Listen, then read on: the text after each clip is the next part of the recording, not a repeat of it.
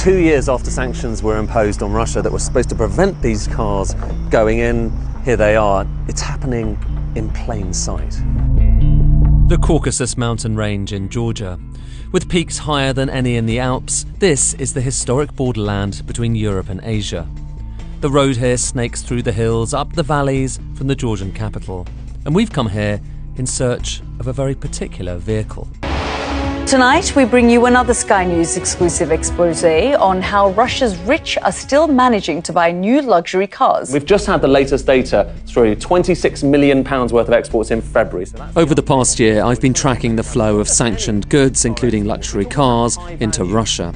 But just look at what's happened over the same period with car exports to Azerbaijan. They have gone up at an unprecedented rate. The figures say these goods are going to Caucasus states like Azerbaijan and Georgia instead. But we know they're still ending up in Moscow showrooms. So how? At first glance, there's nothing unusual about it, just a Range Rover on its way from the factory to its new owner. But this is a supply chain delivering sanctioned cars into Russia. And having spent days in Georgia looking for evidence of how these cars are passing through here, we finally ran into it. So we were on our way back from the border towards Tbilisi, the capital. And then, lo and behold, what did we run into but another car carrier carrying what looks like a brand new Range Rover. Soon enough, it was joined by a second Range Rover.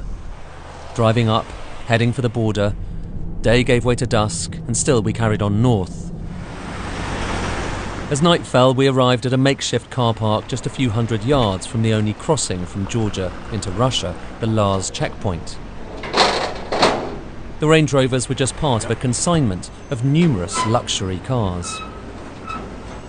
Feels like it's kind of peak time now. There's one Range Rover being unloaded. Another one just came off that truck over there. There's a Lamborghini over there.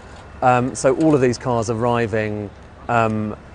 We've spoken to one of the drivers, doesn't really want to talk on camera. He says he's just delivering these cars right now.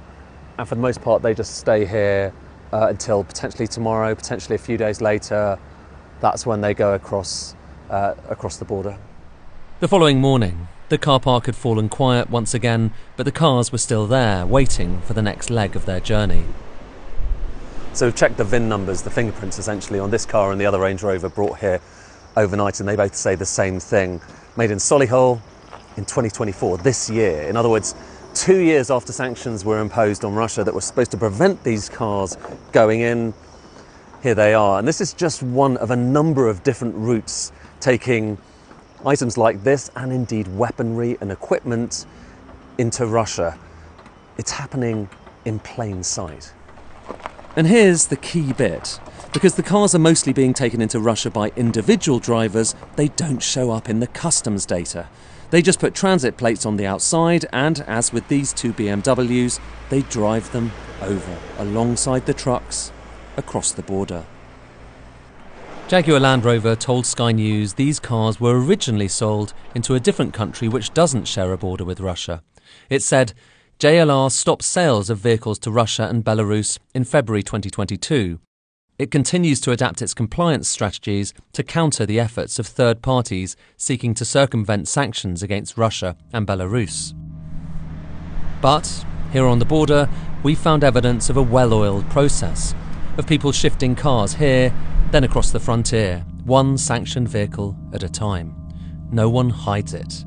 They may not show up in the export data, but everyone knows what's going on.